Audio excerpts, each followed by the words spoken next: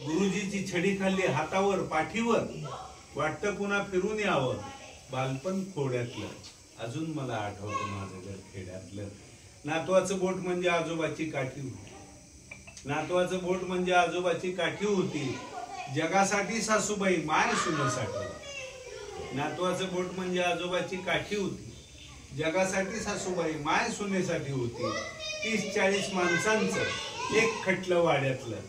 अजून मला आठवतं माझं। पाखरं खुशाल जोंधळ्याच्या कणसावर, पाखरं खुशाल जोंधळ्याच्या कणसावर, माणसं खुशाल पाखराच्या भरवशावर। मोराचं नाचणं आंब्याच्या झाडातलं। अजून मला आठवतं माझं घर खेड्यातलं। ऋण काढून सहन करणं म्हणजे पाप। ते मला अजून आठवतं की आमच्या आई वडिलांना 10-20 रुपये देणं झालं तरी त्यांना ते सोसायचं नाही। कसं फेडावं आपण चिंता त्यांना भेटायची। आता काळ बदलला, व्याख्या बदलल्या। जितकं जास्त कर्ज तितका मोठा माणूस झाला। 1 कोटी कर्ज मोठा माणूस, 10 कोटी कर्ज त्याहून मोठा माणूस, कर्ज बुडवलेला सगळ्यात मोठा।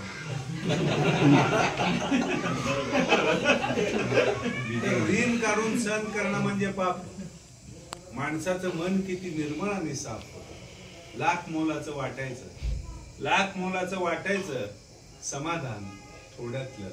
अजून मला आठवतं माझं घर खेड्यातलं। झुळूझुळू वाहणार नितळ पाणी ओढातलं, झुळूझुळू वाहणार नितळ पाणी।